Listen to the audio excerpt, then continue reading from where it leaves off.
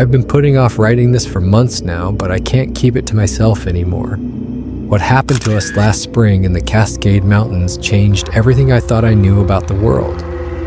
I'm not asking you to believe me, but I need to tell someone what we found in that cave and what found us afterward.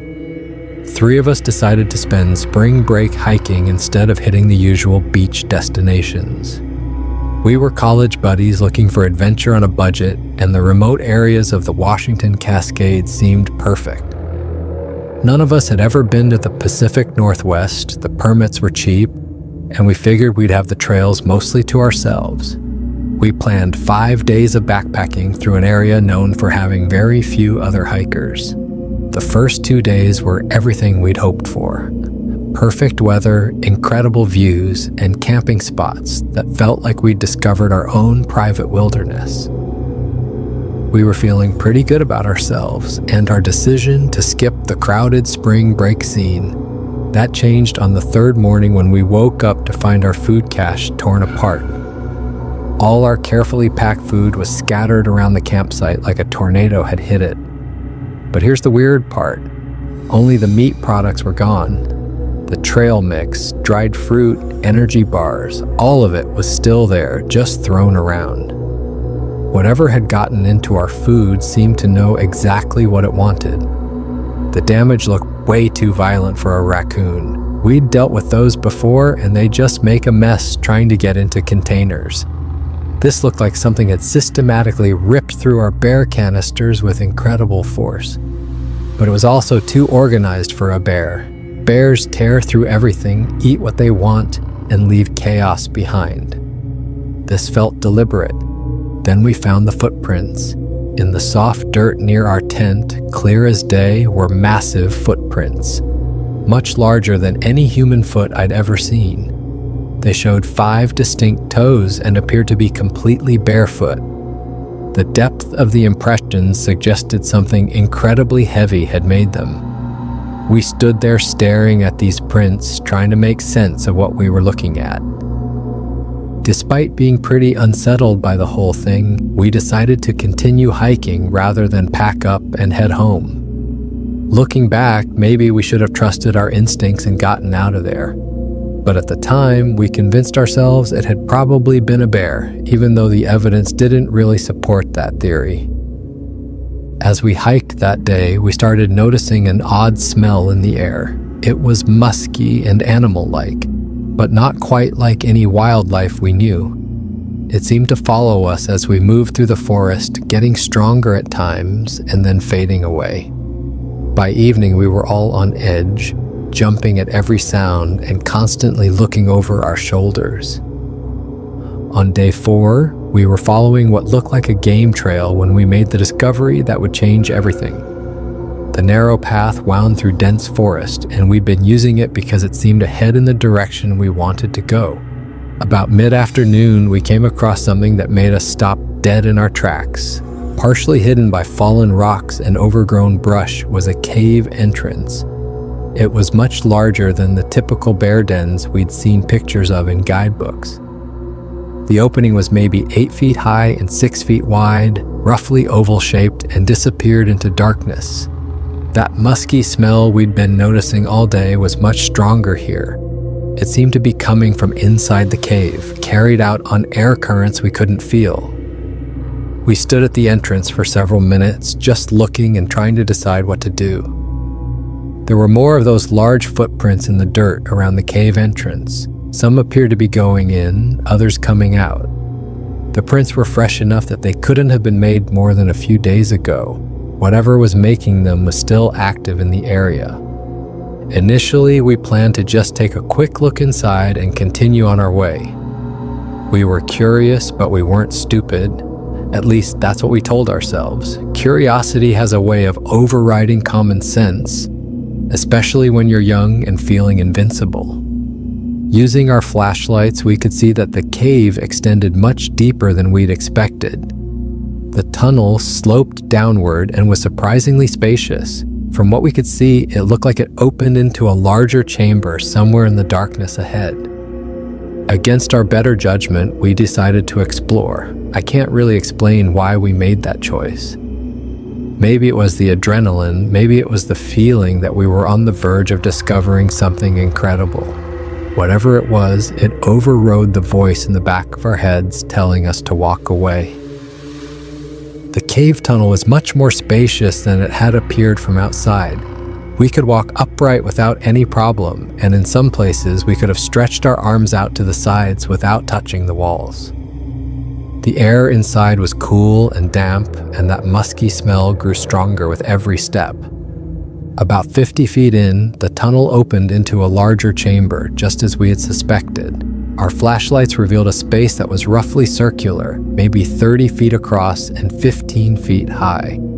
The walls were natural rock, worn smooth in places by water that must have flowed through here at some point in the past. What we saw next made us question everything we thought we knew about the world.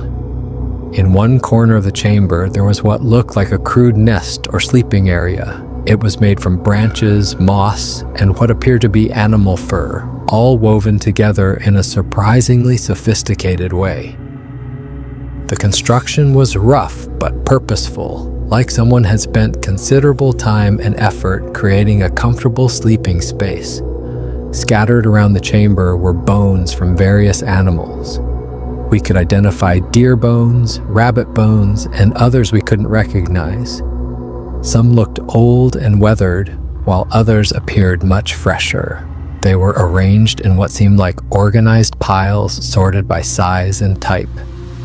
The smell in here was becoming almost overwhelming. It was a combination of decay, that musky animal odor we'd been noticing, and something else we couldn't identify. We had to breathe through our mouths to keep from gagging. In the far corner of the chamber, our lights illuminated what we initially thought was a large pile of dark fur, or maybe old clothing someone had left behind.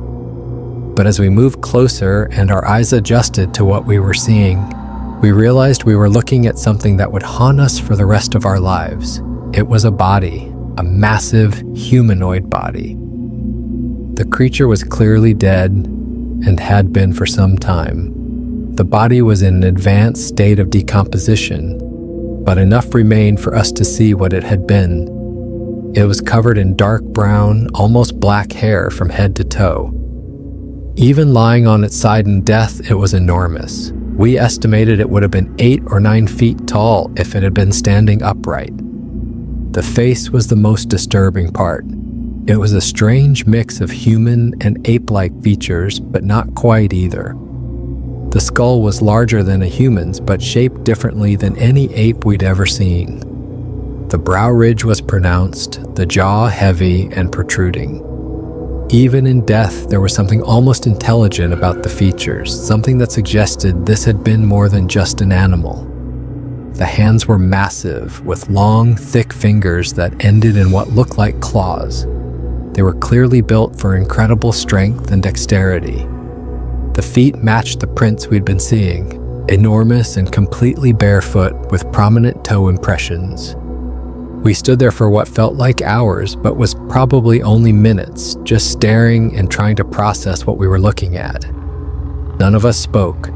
We just aimed our flashlights at different parts of the body, examining it in horrified fascination. There were no obvious signs of what had killed it, though parts of the body showed significant decay that made it difficult to determine cause of death.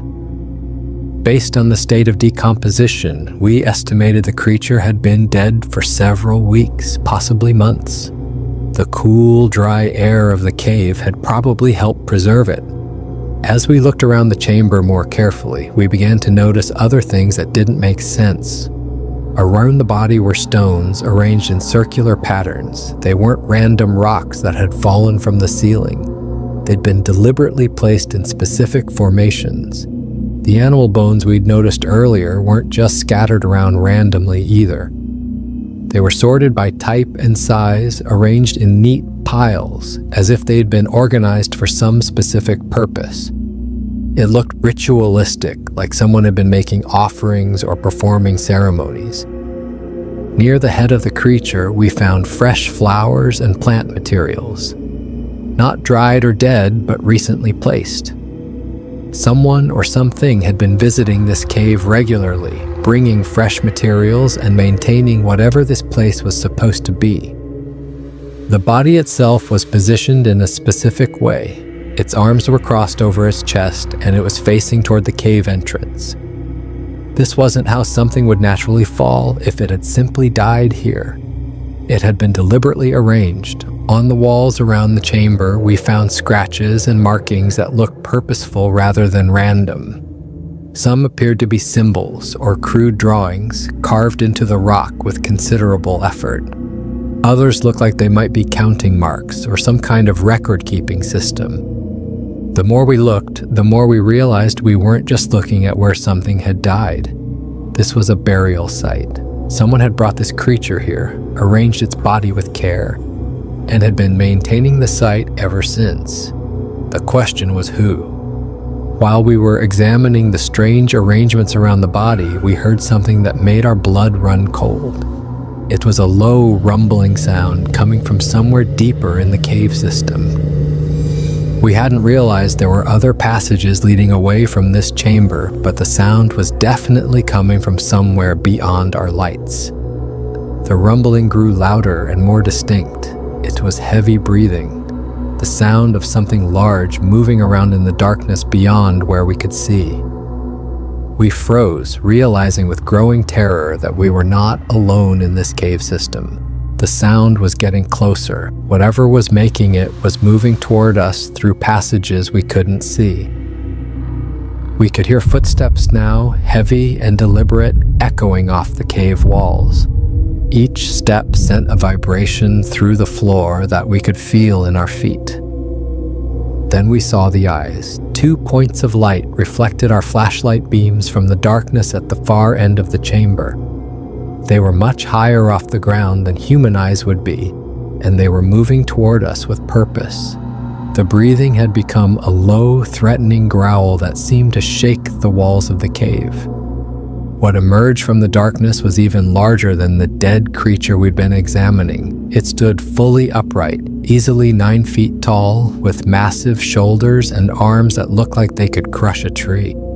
Its eyes showed intelligence and unmistakable rage as it looked from us to the body and back to us again. The creature was covered in the same dark hair as the dead one, but this hair was alive and moving slightly with its breathing. Its face was similar to what we'd seen on the corpse, but animated with expression and emotion. Those eyes held an intelligence that was unmistakably aware and thinking. It let out a roar that I can't even begin to describe. The sound was deafening and seemed to come from somewhere deep in its chest. It echoed through the cave system, bouncing off walls and coming back to us from multiple directions. The sound was so loud and so close that we could feel it in our bones. The creature began moving toward us with surprising speed for something so massive. Its gait was different from a human's, but purposeful and coordinated. We realized immediately that we had intruded on something sacred, and that this living creature was protecting the burial site of what was probably a family member or companion. Every instinct we had screamed that we needed to get out of there immediately. We turned and ran toward the cave entrance, abandoning any pretense of calm or rational thinking. Behind us, we could hear the creature giving chase, its footsteps thundering through the tunnel like a freight train. The sound of its pursuit was terrifying. Branches breaking, rocks being kicked aside, and that roar echoing behind us with such force that loose stones fell from the cave ceiling. The cave entrance that had seemed large and welcoming when we'd entered now felt impossibly small as we squeezed through it one by one. I was the last one out, and I could feel the creature's presence right behind me as I scrambled into the daylight. The roar followed us out of the cave, echoing across the forest and seeming to shake the trees themselves. Birds exploded from their perches in every direction, and I could hear smaller animals crashing through the underbrush as they fled the terrifying sound. Once outside, we could hear it crashing through the brush behind us, breaking branches and small trees in its pursuit. The sound was getting closer, not farther away. This thing wasn't giving up just because we'd left its cave. We could hear entire saplings being snapped in half as it bulldozed through vegetation that would have slowed us down completely. We ran blindly through the forest, abandoning any attempt to follow established trails or maintain our bearings. All that mattered was putting distance between us and whatever was chasing us. Branches whipped at our faces, leaving welts and cuts that we didn't even feel in our panic. We stumbled over logs and rocks, fell hard on our knees and elbows, but kept getting up and running. The terrain was working against us. We were running downhill, which should have given us an advantage, but the loose rocks and fallen leaves made every step treacherous. Several times, one of us would slip and start sliding down a steep slope, grabbing desperately at roots and branches to stop the fall. The creature behind us didn't seem to be having the same problems. Its footsteps remained steady and relentless. After what felt like hours but was probably only minutes, we stopped to catch our breath and listen. We were all gasping for air, our hearts pounding so hard we could hear them in our ears. Our lungs burned from the cold air and the desperate sprint through the forest. But what we heard when we finally got quiet was worse than our own panic. The forest had gone completely silent. In a healthy forest, there's always sound. Birds calling to each other, insects buzzing, small animals moving through the underbrush, wind moving through the trees. But now there was nothing. It was like every living thing in the area had either fled or was hiding. The silence was more frightening than any sound could have been because it meant that everything else in the forest recognized the threat and had gone into survival mode. In the distance, we could hear heavy footsteps and the sound of branches being snapped. The creature was tracking us, and it wasn't being subtle about it. But there was something methodical about the sounds. Something that suggested intelligence and strategy rather than blind rage. It wasn't just crashing through the forest anymore, it was hunting us. That musky smell we'd noticed before was now overwhelming, meaning the creature was close. Much closer than the sounds would have suggested. We realized it was capable of moving silently when it wanted to, and the noise it was making might be deliberate, designed to keep us moving in a particular direction or to mask its actual location. We tried to move as quietly as possible, but everything we did seemed to make noise.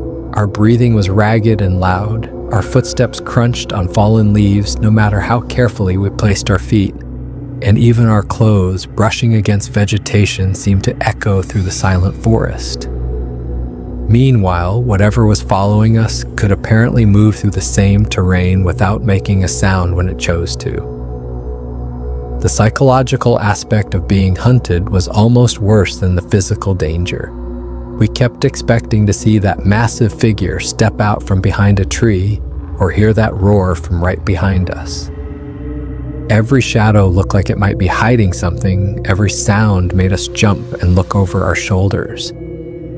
The anticipation was breaking down our ability to think clearly and make good decisions. We had been moving for maybe an hour when we came to a small clearing. The open space felt exposed and dangerous, but the alternative was pushing through dense undergrowth that would slow us down and make even more noise. We decided to make a quick dash across the open area and get back into the cover of the trees on the other side.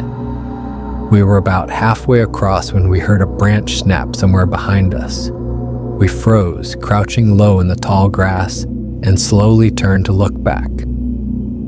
At the edge of the clearing, partially hidden by the trees, was a massive, dark shape. The creature was watching us, and even from 50 yards away, we could see the intelligence in its posture and movements.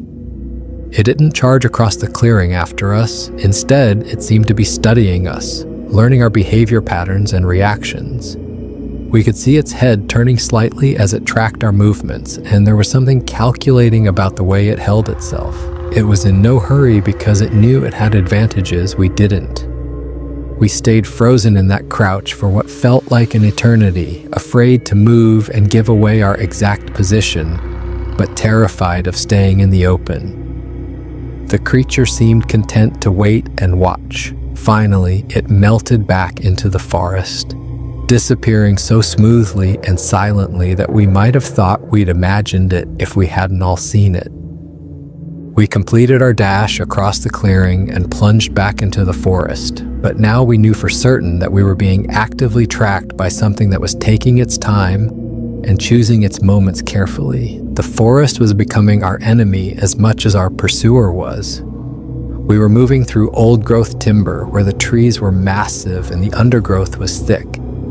Fallen logs created natural barriers that we had to climb over or crawl under, each obstacle slowing us down and making us vulnerable. We came to a steep ravine with a small stream at the bottom. The sides were nearly vertical and covered with loose rocks and dirt. Going around would have taken too much time, and we could hear our pursuer getting closer. We had no choice but to try to climb down one side and up the other. The descent was terrifying. The loose rock shifted under our feet with every step, and we had to grab onto roots and small bushes to keep from falling. One of us did fall about halfway down, tumbling and sliding the rest of the way to the bottom in a shower of rocks and dirt. The noise seemed incredibly loud in the forest silence. At the bottom of the ravine, we found ourselves in a narrow channel with steep walls on both sides. It felt like a trap. If the creature appeared at either end of the ravine, we would have nowhere to go. We hurried along the stream bed, splashing through the shallow water and trying to find a place where we could climb out. The stream bed was treacherous. The rocks were slippery with moss and algae, and the water was deeper in some places than it appeared. We fell repeatedly, soaking ourselves in the freezing water and adding to our misery. But we kept moving because stopping wasn't an option. When we finally found a place where we could climb out, we discovered that our route through the ravine had brought us back closer to our starting point than we'd realized. We could see familiar landmarks in the distance, meaning we'd been moving in something close to a circle. The creature might have been hurting us, using our fear and desperation to control our movements. As afternoon turned to evening, the chase began to take on an even more sinister quality. The creature seemed to be toying with us now, appearing at unexpected moments just long enough to send us fleeing in a new direction, then vanishing again. It was like a deadly game of cat and mouse, except we were completely outmatched. We would think we'd lost it, would stop to rest and try to get our bearings, only to hear that distinctive, musky smell or catch a glimpse of movement in our peripheral vision. Sometimes we would hear it moving parallel to our path, staying just out of sight but making sure we knew it was there. Other times it would seem to disappear completely, only to show up somewhere we hadn't expected. The creature's intelligence became more apparent with each encounter. It was learning our behavior patterns and using them against us. When we tried to move quietly, it would listen for the subtle sounds we couldn't avoid making. When we tried to move quickly, it would anticipate where we were heading and position itself to cut us off. We started finding evidence that it had been in places we'd passed through earlier. Broken branches arranged in patterns that seemed deliberate, scratches on tree bark that looked like marking symbols, and those massive footprints in soft dirt where it had obviously stopped to examine our trail. It was tracking us not just by scent and sound, but by studying our route and predicting our decisions. The psychological warfare was becoming unbearable. It would let us think we were safe, would stay hidden just long enough for us to start relaxing, then would make its presence known again. Sometimes it was just a sound, a branch breaking or a rock being kicked. Other times we would catch a glimpse of movement that might have been the creature or might have been our imagination. As darkness began to fall, our situation became truly desperate. We were exhausted, dehydrated, and beginning to suffer from the mental strain of being hunted for hours. but the creature seemed as fresh and determined as when it had first emerged from that cave. With the coming of darkness, the creature's advantages became even more pronounced. It knew this terrain intimately while we were stumbling around an unfamiliar forest. It could move silently through vegetation that crashed and rustled with our every step. And it could apparently see in conditions where we needed flashlights, making us easy targets. We didn't dare use our flashlights except when absolutely necessary. The beams would give away our position immediately, but without them we couldn't see obstacles until we ran into them. We moved by feel, hands outstretched, testing each step before committing our weight. Progress was agonizingly slow. The creature began using the darkness to its advantage in ways that terrified us. We would hear it moving around us in a wide circle, the sounds coming from different directions as it repositioned itself. Sometimes the sounds would stop directly ahead of us, forcing us to change direction.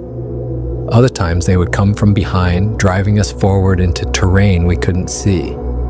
It started making different kinds of sounds as the night deepened. Low vocalizations that weren't quite roars, but weren't anything we could identify either. Sometimes they sounded almost like communication attempts, as if it was trying to tell us something. Other times they were clearly threatening, warnings that we were going in directions it didn't want us to go. The most terrifying moments came when everything went silent, and we couldn't tell where the creature was. We would freeze in place, afraid to move because we might be walking directly toward it. During these silences, we could feel its presence nearby, could sense that we were being watched and evaluated, but couldn't pinpoint its location. We found a small cave, really just an overhang in some rock formations, and huddled inside it for what must have been 2 hours. The space was barely large enough for all three of us, and we had to press ourselves against the back wall to stay completely hidden from view. We could hear the creature searching the area around our hiding place. Its footsteps would approach, pause nearby, then move away again. At one point, we saw its shadow pass directly in front of the cave entrance, silhouetted against the faint starlight. It was so close we could have reached out and touched it. The creature spent a long time investigating the rocks around our hiding place. We could hear it climbing on the formations above us, testing different approaches and angles. Occasionally, small rocks and dirt would rain down from above as it moved around. We held our breath every time debris fell, afraid that the noise might give away our position. After what felt like forever, the sounds moved away and we thought it might be safe to leave. But when we crept to the entrance and peered out, we could see it waiting in the tree line about 50 yards away. It had positioned itself where it could watch multiple possible exit routes from our hiding place. We retreated back into the cave and waited. Eventually, the creature seemed to lose patience with this strategy and moved on to search other areas. We waited another hour before finally leaving our shelter, moving as quietly as possible and taking a route that led away from where we'd last seen it. But our relief was short-lived. Within half an hour, we found evidence that it had been tracking us again. Fresh footprints in a muddy patch, branches broken at exactly the height where something very tall would have pushed through, and that unmistakable musky smell getting stronger. Later that night, we made a desperate decision to climb a large tree and wait for dawn. The tree was a massive, old-growth fir with branches that started about 15 feet off the ground. Getting up to the first branches required boosting each other up and a lot of scrambling, but we finally managed to get all three of us into the canopy. From our perch about 30 feet above the ground, we had a much better view of the surrounding forest. We could see movement in several directions, dark shapes that might have been the creature or might have been our imagination. Every shadow seemed to move. Every sound seemed amplified. The creature found our tree within an hour. We watched in horror as it emerged from the forest and approached the base of our tree. In the faint moonlight filtering through the canopy, we could see its massive form as it examined the ground around the trunk. It found the scuff marks we'd made climbing up, the broken branches we'd grabbed for handholds, and probably caught our scent on the bark. Then it did something that chilled us to the bone. It looked up directly at where we were hiding and made eye contact with each of us in turn. There was no question that it knew exactly where we were, but instead of trying to climb up after us or roar in frustration, it simply sat down at the base of the tree and waited. For the rest of the night, it maintained its vigil. Sometimes it would get up and walk around the tree, examining it from different angles. Other times it would just sit and watch us, those intelligent eyes reflecting what little light penetrated the forest canopy. It was playing a waiting game, and it had all the patience in the world. We were trapped in that tree for 6 hours, our muscles cramped from staying in awkward positions on the branches. The cold night air made us shiver uncontrollably. We didn't dare move or speak above a whisper because the creature below showed no signs of leaving. It had turned our refuge into a prison. As the first light of dawn began to filter through the forest, the creature finally left its position under our tree. But it didn't go far. We could see it moving through the trees nearby, repositioning itself but never going completely out of sight. It was still watching, still waiting for us to make a mistake. We waited until full daylight before attempting to climb down from the tree. Even then, we moved one at a time, with the others keeping watch for any sign of the creature's return. Every movement seemed to take forever as we fought cramped muscles and exhaustion. When we finally reached the ground, we could see fresh footprints around the base of the tree. The creature had been circling our position all night, probably listening to our movements and planning its next move. The systematic nature of the prints suggested it had been conducting reconnaissance, gathering information about our capabilities and limitations. We set off as quickly as we could manage, but we were nowhere near our original pace. Hours of terror and a night spent cramped in a tree had taken their toll.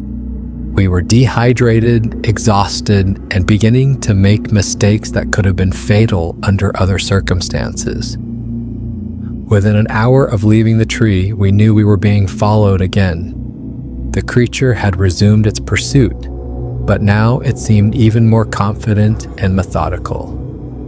It had spent the night studying us, and we could feel the increased precision in its tracking. The last phase of our ordeal began when we heard multiple sets of footsteps behind us.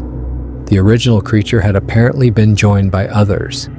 We could distinguish at least 2 different gaits and probably 3. The hunting party was coordinating their movements in ways that suggested sophisticated communication and planning. They began using pack tactics, positioning themselves to cut off escape routes and drive us toward terrain that favored their abilities over ours. When we tried to go uphill where our smaller size might give us an advantage, we would hear movement ahead of us that forced us to change direction.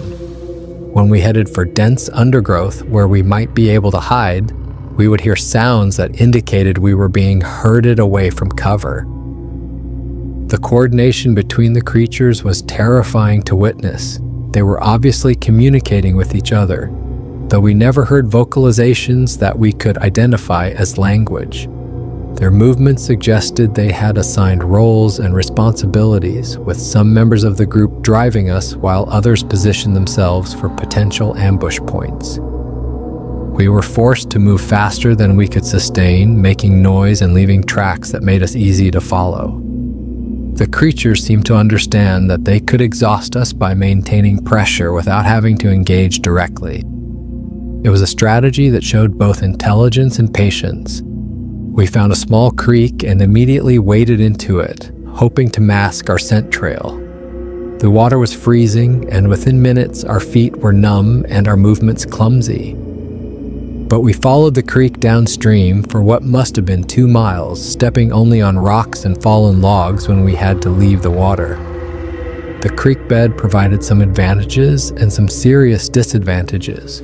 The running water did help mask our scent, and the rocky bottom didn't hold footprints the way forest soil would have. But the creek also channeled us in directions we might not have chosen, and the noise of the water covered sounds that might have warned us of approaching danger. We had to leave the creek when it entered a series of rapids that were too dangerous to navigate in our exhausted condition. As we climbed out onto the bank, we immediately began looking for ways to disguise our exit point and confuse our trail. We rubbed mud and creek water on our clothes and skin to cover our human scent. We tried to step only on rocks and fallen logs to avoid leaving tracks. We even broke branches and disturbed vegetation in areas where we weren't going, trying to create false trails that might split the attention of our pursuers. Every decision was made with the knowledge that we were being hunted by creatures that were better at this than we were. They had home field advantage, superior physical capabilities, and what appeared to be significant experience with tracking. Our only advantages were desperation and the possibility that they might not want to kill us if they could avoid it. Near dawn of our second day of being hunted, exhausted, and close to collapse, we discovered something that would save our lives: a fast-moving river, wider and deeper than anything we could cross easily. The current was strong enough that even creatures as powerful as our pursuers would have serious difficulty getting across. We could see at least two of the creatures on the opposite bank as we made our desperate crossing, using fallen branches as makeshift flotation devices. They paced back and forth, clearly frustrated by this natural barrier. The intelligence in their behavior was obvious. They understood that the river represented a problem they couldn't easily solve. The largest of the creatures, the one we'd first encountered in the cave, roared repeatedly across the water. The sound was a mixture of rage and frustration that echoed off the canyon walls and seemed to shake the ground beneath our feet. But despite its obvious anger, it seemed unwilling or unable to follow us across the rushing water. The crossing nearly killed us. The water was numbingly cold, and the current was much stronger than we'd anticipated. We barely made it to the other side, dragging ourselves onto the bank more dead than alive. But we were alive, and for the first time since entering that cave, we felt like we might actually survive this ordeal. As we lay gasping on the far bank, we could see the creatures on the opposite side. They continued to pace and call across the water for another hour before finally disappearing back into the forest. We had found something that even these powerful creatures couldn't overcome, at least not easily and not without considerable risk to themselves. But we were alive, and for the first time since entering that cave, we felt like we might actually survive this ordeal. Exhausted, hypothermic, and traumatized, we forced ourselves to keep moving. We eventually found a logging road that led us back towards civilization, though it took nearly 2 full days of walking before we reached a main highway where we could flag down help. Every shadow and sound still made us jump, expecting the creature to appear at any moment. The trauma of being hunted stayed with us long after we were objectively safe. Even now, months later, I find myself checking over my shoulder when I'm alone in wooded areas. When we finally reached help, we were treated for exposure, dehydration, and numerous cuts and bruises from our desperate flight through the forest. The medical staff and authorities assumed we had simply gotten lost and possibly encountered a bear. We didn't correct their assumptions.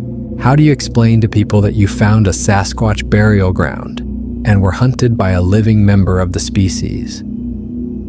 How do you describe the intelligence and strategic thinking we witnessed?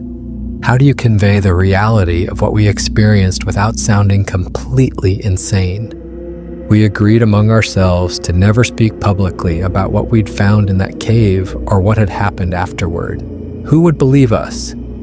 And more importantly, did that creature and its kind deserve to be left alone after what we'd witnessed? I've spent months thinking about what we saw in that chamber, the careful arrangement of the body, the ritualistic placement of objects, the ongoing maintenance of the site. These weren't the behaviors of simple animals. We had witnessed something that suggested culture, religion, and social structure among a species most people believe doesn't exist.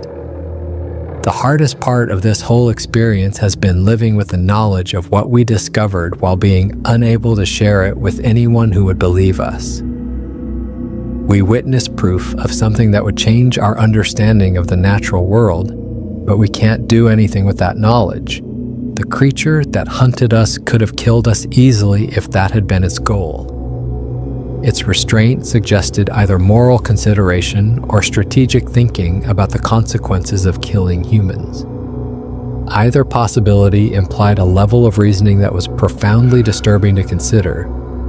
The burial site suggested they have concepts of death, mourning, and possibly spiritual beliefs.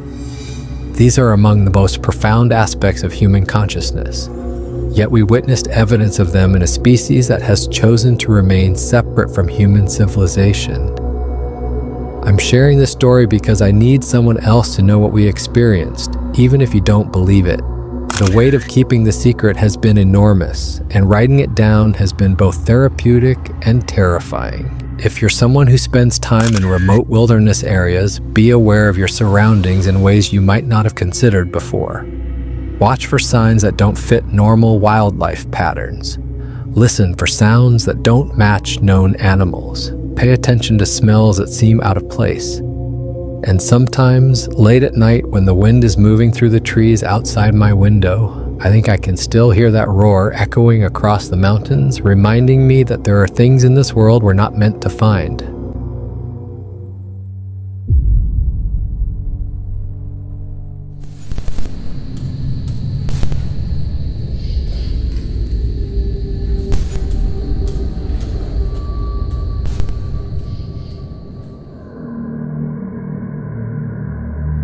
The trail camera footage shows everything. A massive, dark figure moving through the Oregon wilderness, walking slowly through the snow alongside a small child in a blue winter coat. That coat is unmistakable the jacket my 8-year-old son Derek was wearing when he vanished 5 years ago.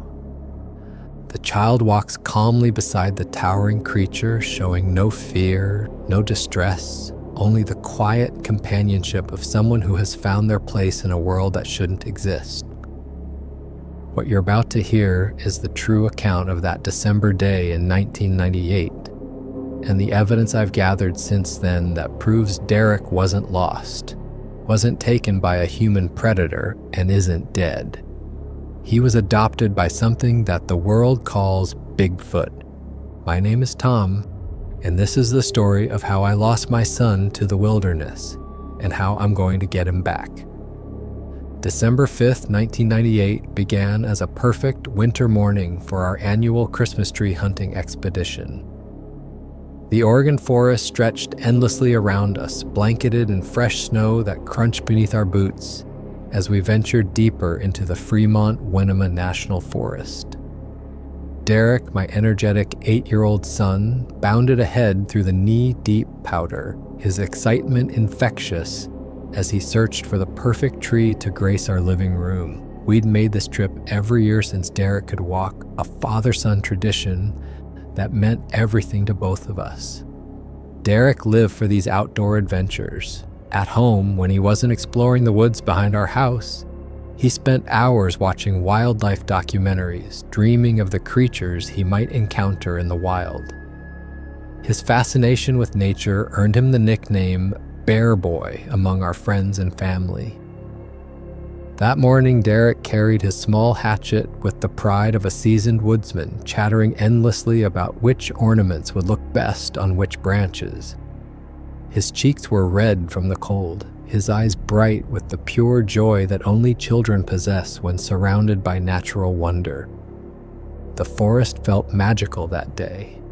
Ancient evergreens heavy with snow creating a winter wonderland that seemed straight from a Christmas card. We had special permission to cut 3 trees, so we planned to venture far from the usual spots where other families gathered. The deeper we went, the more pristine and untouched the wilderness became. 2 hours into our hike, Derek spotted something that would change our lives forever. a set of tracks in the snow unlike anything I'd ever seen. They were enormous, easily twice the size of my own footprints, and pressed deep into the snow, suggesting whatever made them carried immense weight. The stride length was impossible for any human. Each print measured roughly 18 inches long and 8 inches wide, with what appeared to be distinct toe impressions clearly visible in the snow. The tracks led deeper into the forest, disappearing into a section of woods so dense the canopy blocked most of the afternoon sunlight. Something primal in my gut screamed danger. These weren't bear tracks. I'd seen plenty of those over the years. They weren't from any known animal in these mountains. They were something else entirely, something that shouldn't exist but had clearly passed through just hours before our arrival. Derek was mesmerized by the discovery, his young mind interpreting the mysterious tracks as an exciting puzzle to solve rather than a warning to flee. Before I could stop him, he was following the trail, calling back that he wanted to see where they led.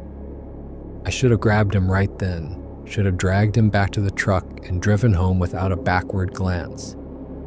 But Derek was already 50 yards ahead, his small figure darting between the trees with the fearless enthusiasm of childhood. My father, who had joined us for the expedition, urged me to let the boy explore. Within minutes, Derek had disappeared from sight, swallowed by the ancient forest that suddenly felt more like a predator than a playground. At first, we assumed Derek was just beyond the next cluster of trees, focused on whatever fascinating discovery had captured his attention. Children have a way of becoming completely absorbed in their explorations, losing track of time and distance when something captures their imagination. We continued our search for the perfect Christmas trees, occasionally calling out to make sure Derek was within earshot.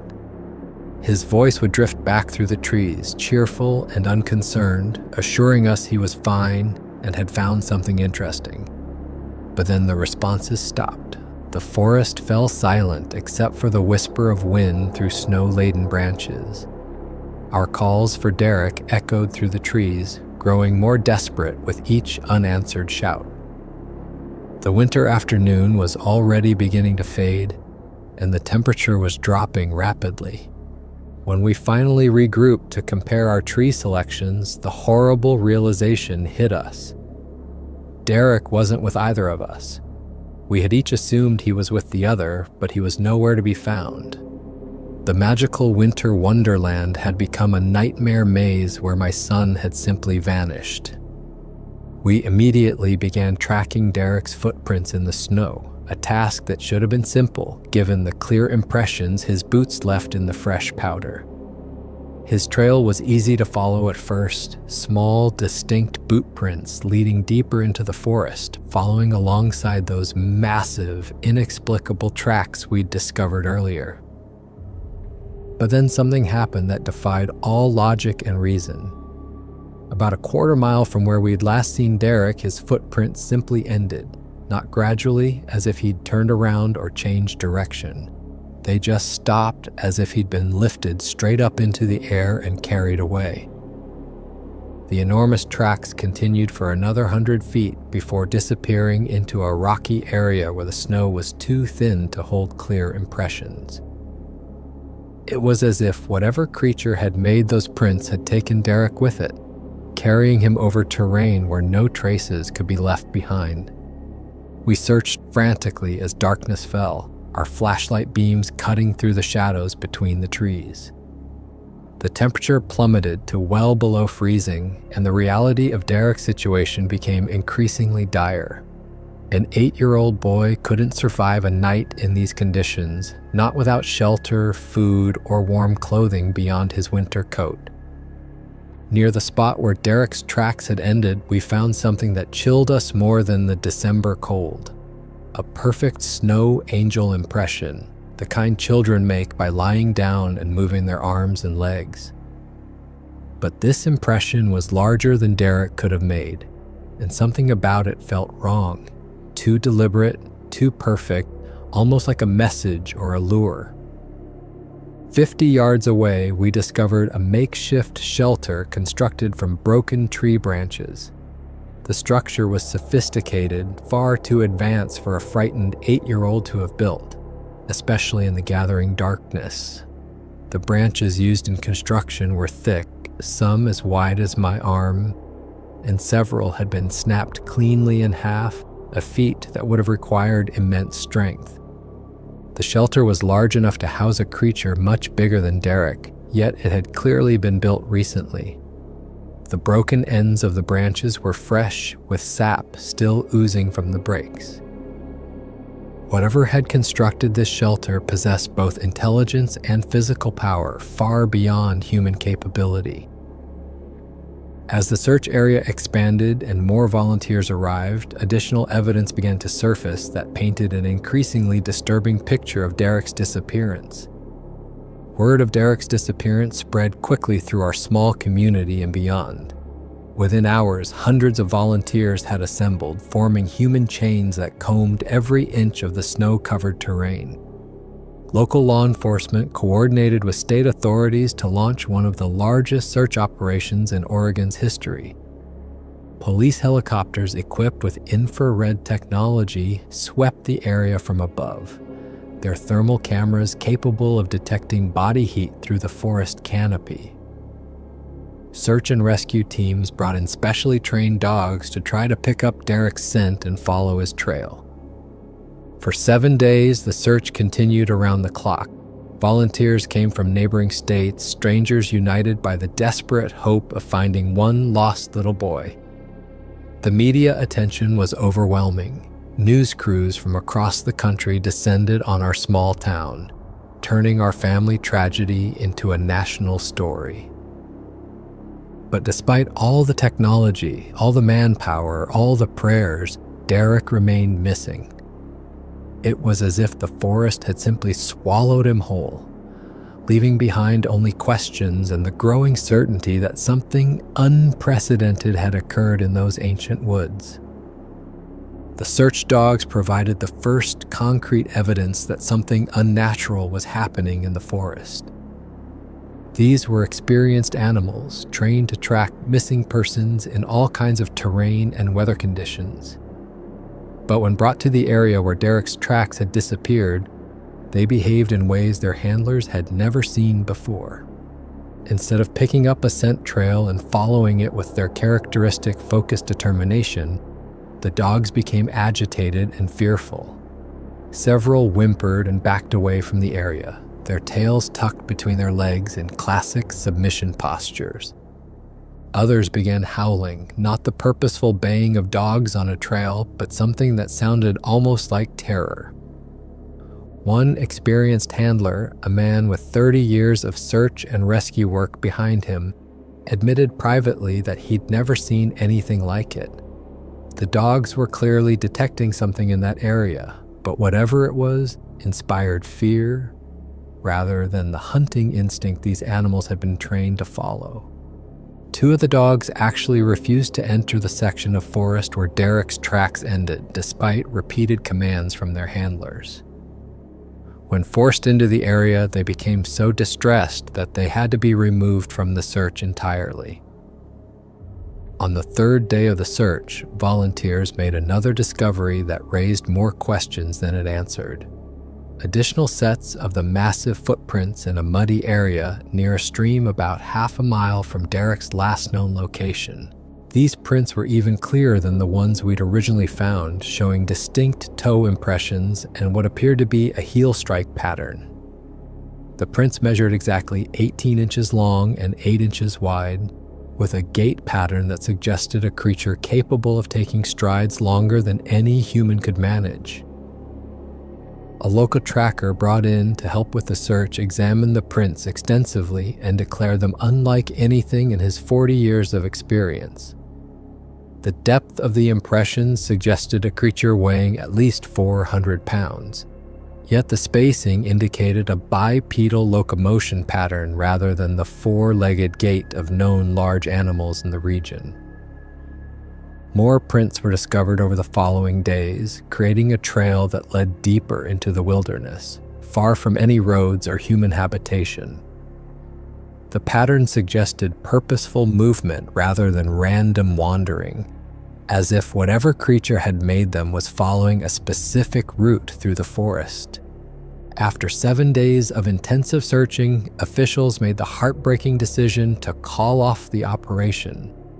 The harsh winter weather, the enormous size of the search area, and the safety concerns for the hundreds of volunteers made continuing the effort too dangerous. But my family refused to give up. We organized our own search parties, returning to the forest every weekend for months. We posted flyers throughout the region, offering a substantial reward for any information leading to Derek's recovery. That weathered, faded flyer still hangs on a tree near where he disappeared, a testament to our refusal to abandon hope. About a month after Derek's disappearance, a hiker found 2 items that reignited the investigation: a school bookmark that belonged to Derek and a candy wrapper from his favorite treat. Both were discovered several miles from where he had last been seen, in an area that had been thoroughly searched multiple times. More significantly, there were traces of blood on both items, not large amounts, but enough to suggest that Derek had been injured, possibly from cuts or scrapes sustained while being moved through difficult terrain. The discovery of these items so far from the original search area proved that Derek had been transported, but the question remained, by whom or what? The terrain between where he'd disappeared and where the items were found was virtually impassable for a child, requiring travel over steep, rocky ground and through dense underbrush that would challenge even experienced hikers. But it was what happened 5 years later, in 2003, that provided the evidence I'd been desperately seeking and confirmed my growing suspicion about what had really happened to my son. In November 2003, a bow hunter was pursuing deer in the same general area where Derek had vanished. He had set up a trail camera to monitor animal movements when it captured something that would change everything I thought I knew about my son's disappearance. The footage showed a massive, humanoid creature walking upright through the forest. The being stood at least 8 feet tall, covered in dark brown hair, with arms that hung down past its knees, and a bulk that suggested immense physical strength. But what made the footage truly extraordinary was what walked beside it. Next to the enormous creature, walking calmly through the snow, was a small figure in a blue winter coat, a child who appeared completely unafraid of the massive being towering above him. The child's gait was natural and unhurried, suggesting not captivity but companionship.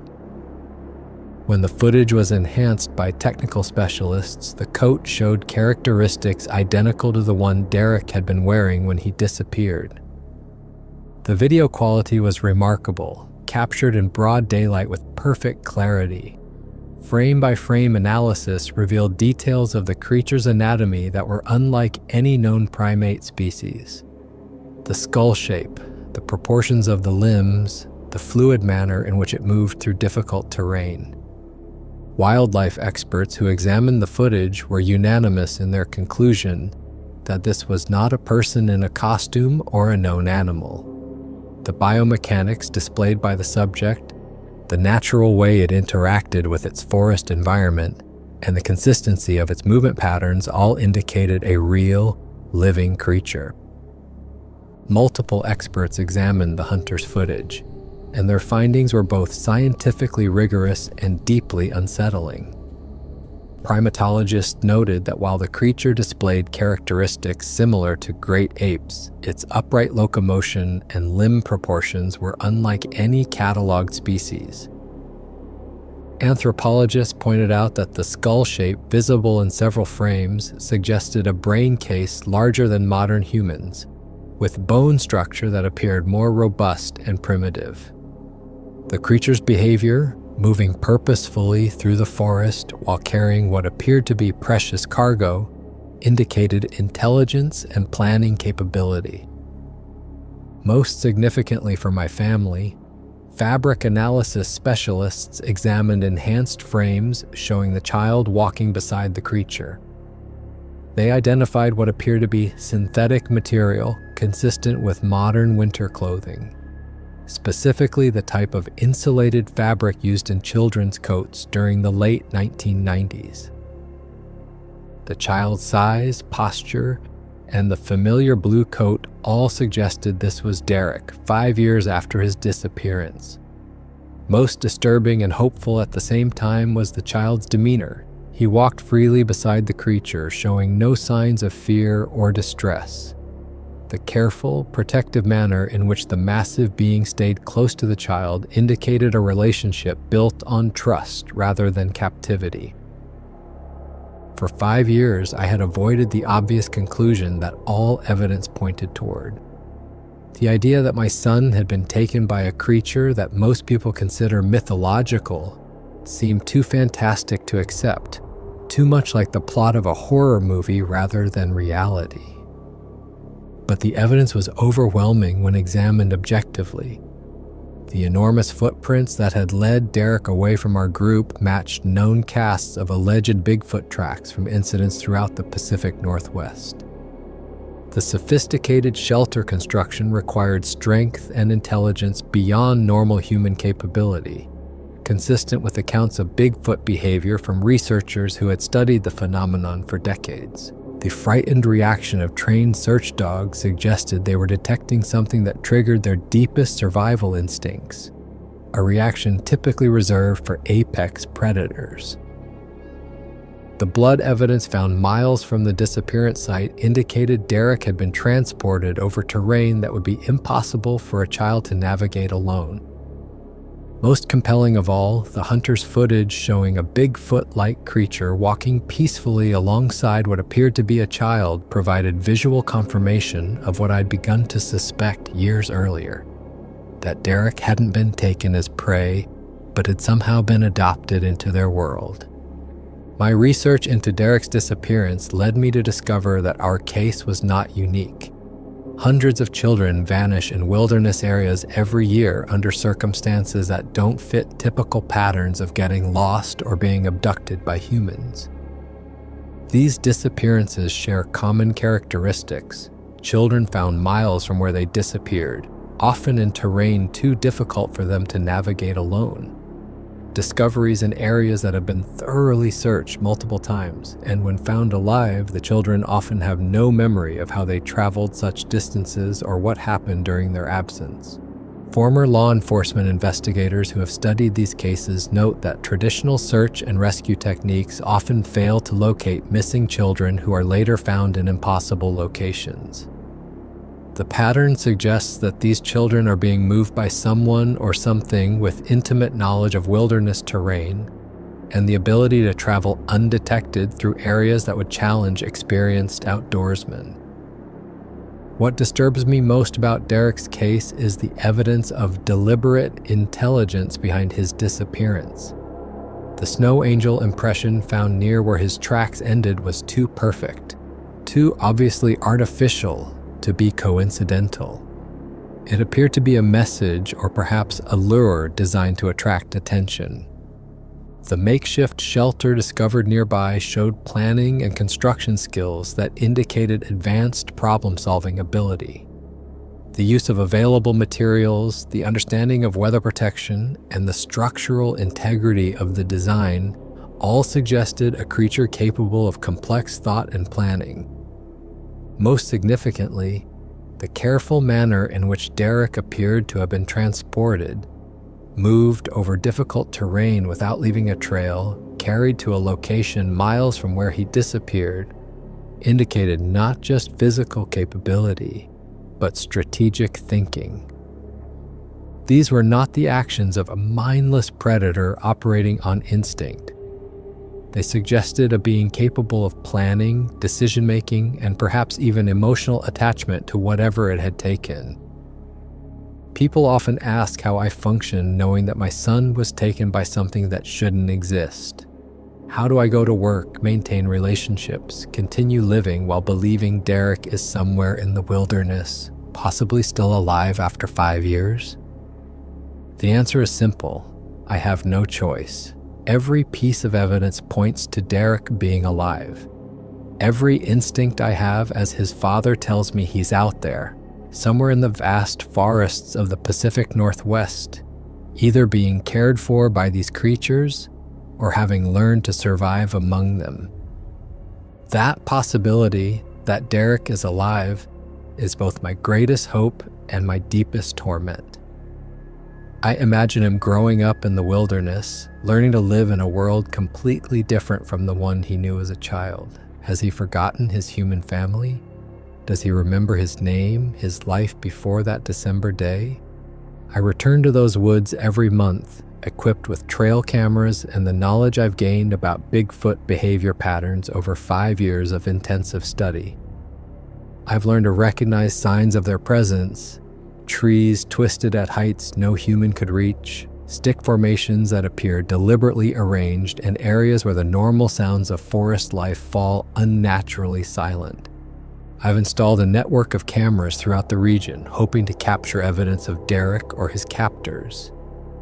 The cameras have recorded numerous anomalies: massive shadowy figures moving between the trees, enormous footprints appearing overnight, and structures built from forest materials that show intelligence and planning. 3 times over the past 5 years, I've had what I believe were direct encounters with these creatures.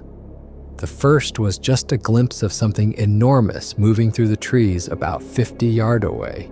Too brief to capture on camera, but long enough to confirm that something large and bipedal was watching me from the shadows.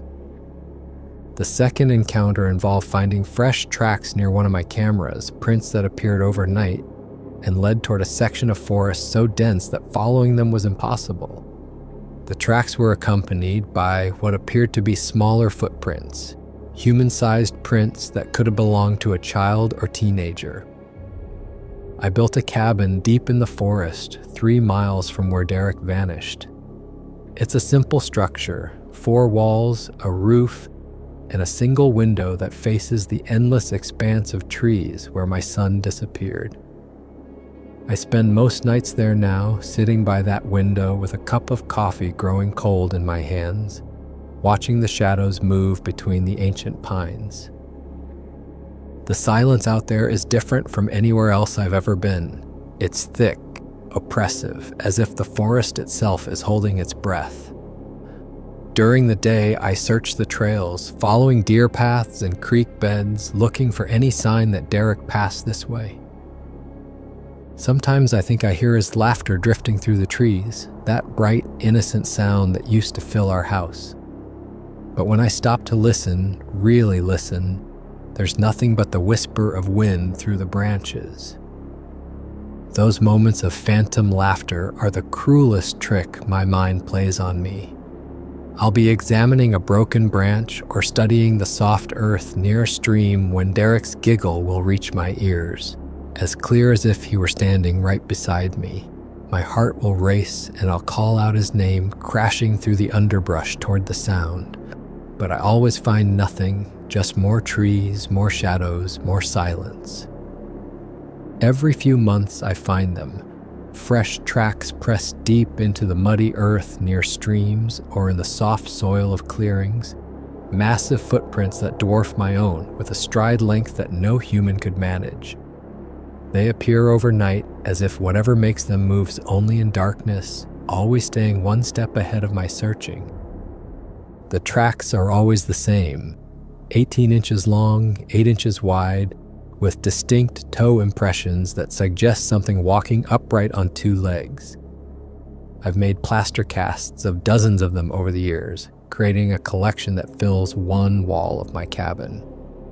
Each cast is identical to the others, proving that the same creature continues to move through these woods. Sometimes the tracks lead toward my cabin, stopping just at the edge of the clearing where the trees give way to the small space I've carved out of the wilderness. I'll find them in the morning, pressed into the damp earth only 50 yards from where I sleep, and I'll know that something was watching me in the darkness. The nights are the worst. I sit at my window with a flashlight and a thermos of coffee, scanning the tree line for any movement, any sign that something is out there. The darkness between the trees seems alive, shifting and changing in ways that make my eyes strain and my imagination run wild. Sometimes I catch glimpses of movement, a shadow that's darker than the rest, a shape that seems too large and moves too deliberately to be a deer or bear. But when I focus the flashlight beam on the spot, there's nothing there, just trees and darkness and the growing certainty that I'm being watched. I've grown accustomed to the sounds of the forest at night, the hoot of owls, the rustle of small creatures in the underbrush, the occasional crack of a falling branch. But sometimes there are other sounds that don't belong to any animal I know. Deep, guttural vocalizations that seem to come from multiple directions at once, as if several large creatures are communicating in the darkness just beyond my sight. There's a weight to the silence in these woods, a presence that makes the hair on the back of my neck stand up even on the warmest days. I've learned to trust that feeling, that primitive instinct that tells me when something is nearby, watching from the shadows. During my searches, I'll suddenly feel eyes on me, that unmistakable sensation of being observed by something hidden. I'll turn around slowly, scanning the forest behind me, but there's never anything visible. Just trees and shadows, and the growing conviction that something intelligent is tracking my movements. The feeling is strongest near the spot where Derek disappeared. There's a quality to the air there, a thickness that seems to muffle sound and distort distance. I can spend hours in that area, calling Derek's name and searching for clues, and the entire time I feel like I'm being studied by something that understands far more about the situation than I do. I've become something of a hermit in my pursuit of the truth.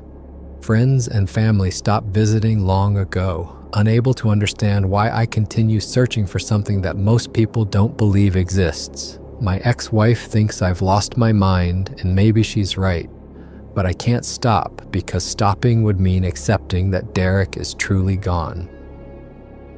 Every morning I pack my backpack with water, food, and camera equipment, then head deeper into the forest than I went the day before. I'm methodical in my search, marking trees to keep track of areas I've covered, taking photographs of anything unusual, collecting samples of hair or other materials that might provide evidence. The forest has become my world, and my cabin has become my base of operations. I know these woods better now than the neighborhood where I used to live. I can navigate by the shape of certain trees, recognize streams by the sound of their current, predict weather changes by the way the wind shifts through the canopy. 5 years of searching has taught me that something lives in the deepest parts of these woods, something that doesn't want to be found but can't resist watching the man who refuses to give up. Whether it's the creature that took Derek or something else entirely, I know it's out there. On the clearest nights when the moon is full and the shadows are sharp, I sometimes see shapes moving between the trees that are too large and too purposeful to be anything natural. They stay at the edge of visibility, always just beyond the reach of my flashlight, but they're there. And somewhere in that darkness, in those vast expanses of wilderness where no human foot has ever walked, I believe Derek is still alive. Whether he's been changed by his experience, whether he remembers his old life, whether he even knows I'm looking for him, these are questions I may never have answered. But I'll keep searching, keep watching from my cabin window, keep following those massive tracks whenever I find them. Because a father's love doesn't die just because the world has become stranger and more terrifying than anyone wants to admit. Despite the pain, despite the years of searching without reunion, despite the skepticism of those who think I'm living in denial, I continue because the alternative is unthinkable. If Derek is alive, if he's learned to survive and even thrive in a world most people don't believe exists, then abandoning the search would be abandoning him. Every piece of evidence I've collected, every expert opinion I've sought, Every moment of careful analysis points to the same conclusion. Derek was taken by creatures that exist in the deepest wilderness, beings that have learned to remain hidden from human civilization while maintaining their own complex society. Whether Derek has been adopted into their community, whether he's being raised as one of their own, or whether he's simply learned to survive alongside them, I believe he's alive. That belief may be all I have left, but it's enough to keep me searching. I've made a decision that will probably seem extreme to anyone reading this account. I'm permanently relocating to a cabin I've built near the site where Derek disappeared. I've resigned from my job, sold my house, and dedicated the remainder of my life to finding my son.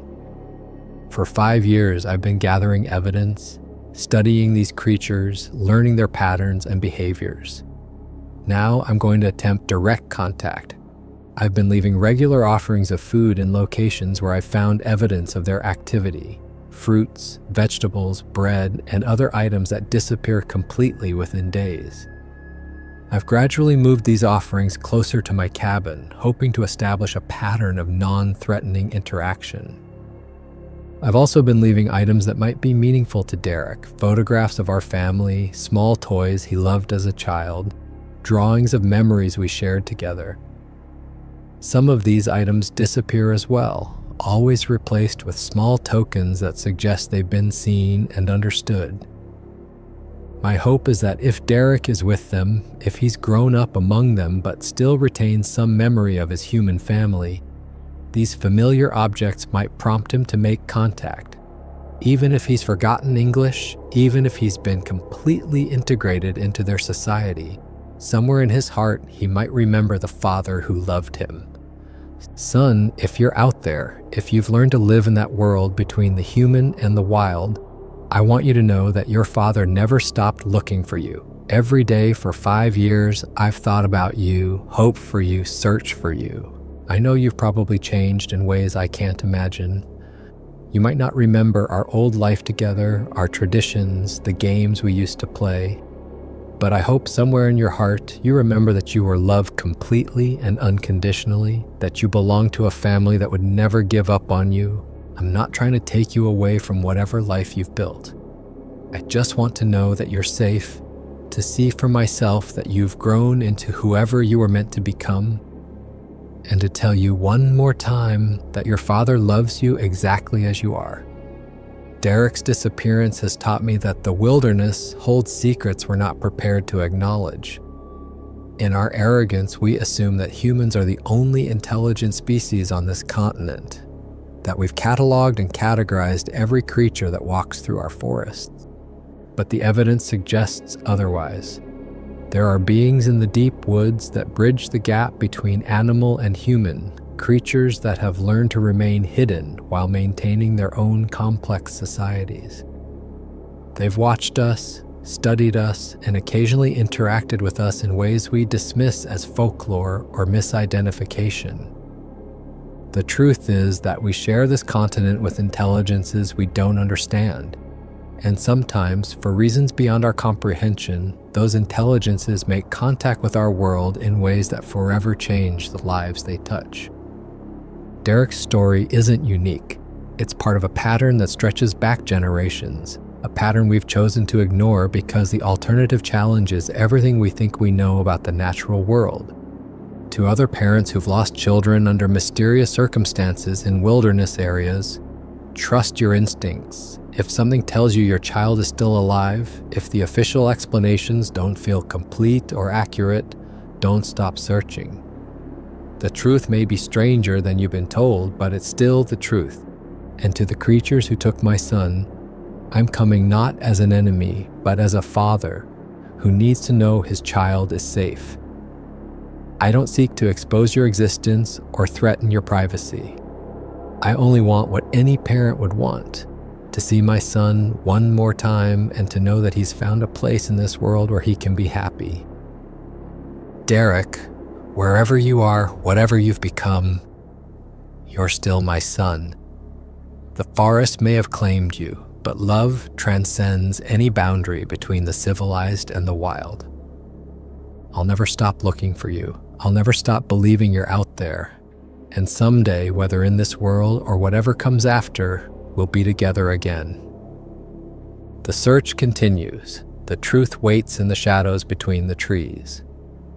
And a father's love remains stronger than the fear of the unknown. For more interesting stories like this one, consider checking this.